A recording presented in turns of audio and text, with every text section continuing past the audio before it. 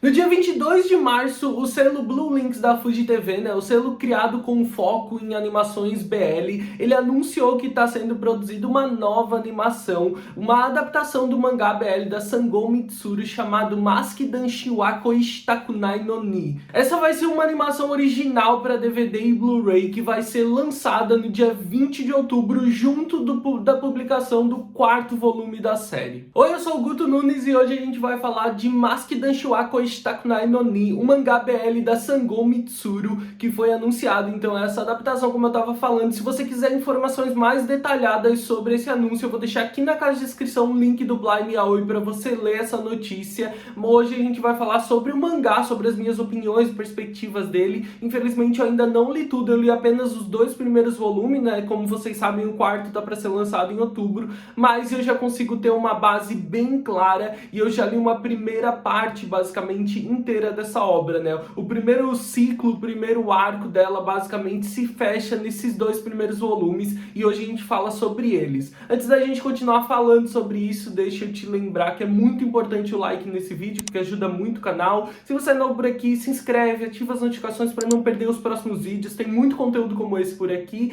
e já me segue lá nas outras redes sociais, eu sou @gutonu em todas elas. Maskidan Shiwako Ishitakunai no Ni é um mangá BL da Sangou Mitsuru que começou a ser publicado originalmente de maneira digital no Pixiv e no Twitter da autora lá em 2019. Em 2020 ele começou a ser serializado oficialmente em uma revista BL na B-Boy P, e hoje ele já conta com 3 volumes compilados naquele formato tradicional de mangá que a gente conhece aqui no Brasil, e o quarto está previsto para sair agora em outubro de 2023. Ele possui também 2 drama CDs que foram lançados adaptando respectivamente os volumes 1 e 2 da obra, e agora a gente tem essa animação anunciada para sair junto com o volume 4. Os responsáveis por darem voz aos protagonistas são o Takuya Eguchi, o Akihiko de Given, que dá voz ao Saikawa, e a gente tem o Yusuke Kobayashi dando voz ao Sayama, que também é responsável por dar voz ao Tono na adaptação animada de Aribu. Esse mangá ele ainda é inédito no Brasil, e agora que a gente já sabe tudo isso sobre ele, eu vou te falar um pouquinho sobre a história. A obra é protagonizada por 2 estudantes do ensino médio. O Saikawa, que é um rapaz alegre, extrovertido, que por acidente ele acaba se aproximando mais do que o normal do Sayama, que é um rapaz muito sombrio, de poucas palavras e que vive usando uma máscara. A primeira interação entre eles já começa de maneira completamente desastrosa, quando o Saikawa tenta tirar a máscara do Sayama,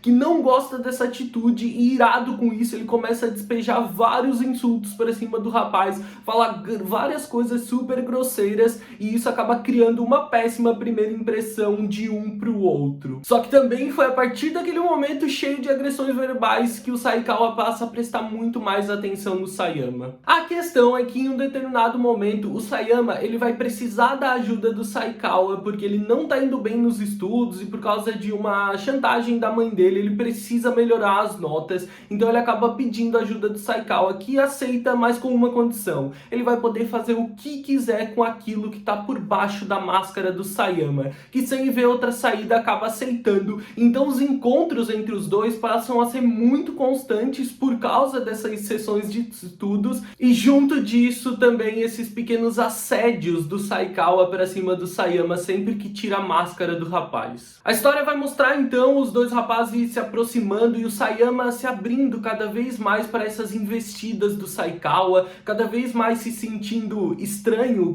o termo que a gente conhece sempre que um personagem se sente envolvido e excitado com algum momento assim em BL, ele passa a sentir cada vez mais estranhos e ele passa a ansiar e sentir falta por esses toques e beijos do Saikawa. O Sayama acaba se apaixonando pelo Saikawa e ele passa a prestar atenção, a observar que o olhar do Saikawa, um olhar que ele sempre julgava vazio e mentiroso, quando tá voltado para ele, pro próprio Sayama, parece honesto, sincero e cheio de algum tipo de sentimento bom. E o Saikawa, então, ele acaba se apaixonando pelo tanto de sentimento e profundidade das coisas que aquele rapaz que usa máscara o tempo todo tenta esconder por baixo dela. No desenvolvimento da história, o Saikawa, ele acaba ficando quase que como um personagem secundário secundário, ele é parte apenas do romance que acontece nela entre os dois personagens, enquanto o Sayama, ele é responsável por trazer uma parte muito mais dramática para a história pra gente, né? A gente passa a entender o porquê dele usar aquela máscara que tá totalmente atrelado a episódios do passado dele e alguns determinados acontecimentos, né? Alguns momentos, episódios agora que a gente tá acompanhando vão fazer ele confrontar esse passado. O relacionamento amoroso dele se desenvolve de forma simples e prática graças a esse monte de encontros que eles passam a fazer por causa das sessões de estudo. Eles passam a falar mais abertamente sobre como se sentem em relação um ao outro, eles passam a apresentar alguns pequenos episódios de ciúme e as interações deles entre eles são muito divertidas e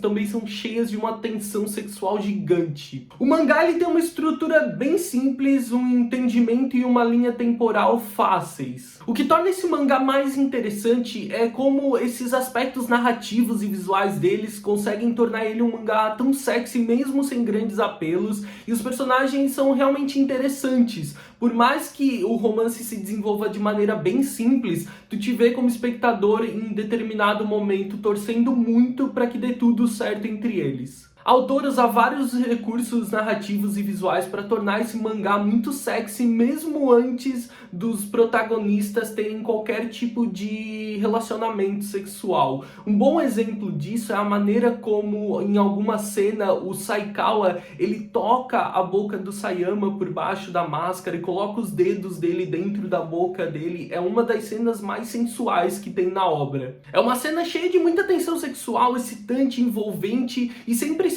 muito mais disso do que eu descrevi para trazer toda essa tensão sexual entre eles e mostrar muito dessa atmosfera que a obra parece estar propondo. Nas interações entre eles, os toques constantes, as conversas e menções de estarem excitados, esse tipo de elemento parece estar sempre presente. E vale ainda destacar a maneira como a principal citação da obra parece refletir muito disso. Quando Saikawa diz algo como numa tradução meio direta, a boca é a segunda parte mais sexy do corpo. Eu acho que essa frase traduz muito da atmosfera da obra e também reflete muito dessa fixação, obsessão do Saikawa por tocar, né, por ter acesso ao que está escondido embaixo da máscara do Sayama. Claro que tudo isso torna o mangá cada vez mais sexy, mas ao mesmo tempo nada disso apaga o desenvolvimento e os confrontos enfrentados pelo Sayama na obra. O rapaz que usa essa máscara o tempo todo porque sem ela ele sente que alguém sairia magoado, ou ele ou as pessoas em volta dele. Parece meio bobo pensar assim, mas a autora desenvolve isso muito bem e acho que a personalidade meio tsundere do Sayama ajuda bastante também nessa construção. Isso tudo porque traz a ideia de que se as pessoas verem embaixo da máscara dele,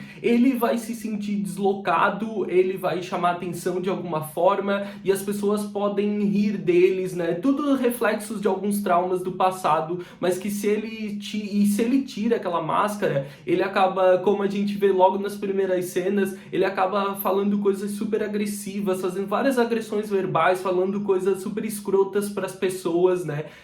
Nesse mecanismo direto de defesa dele. Nenhum dos conflitos da obra está atrelado à sexualidade dos meninos. Basicamente, as inseguranças e a personalidade deles, assim como o passado do Sayama, são o bastante para construir uma obra bem interessante. É uma obra divertida e sexy do começo ao fim, mesmo nas suas passagens mais simples, essas características elas se destacam de alguma forma. Ela não é nenhuma obra que não tem nada, nenhum elemento nela que torne uma obra excepcional, mas ainda assim ela é uma leitura muito gostosa e interessante, que consegue te prender e te envolver em algum momento na história. Não sei se tem um grande valor de releitura pra mim, mas, né, com base nesses dois primeiros volumes da obra que eu já li, eu achei ela, assim, uma leitura bem gostosa. Eu acabei relendo pra poder fazer esse vídeo pra vocês, né, o primeiro volume, pelo menos, que eu já tinha lido. Eu acabei relendo, mas eu não sei se tem esse grande valor de releitura. Ela me envolveu, ela me divertiu, ela tem aspectos muito interessantes,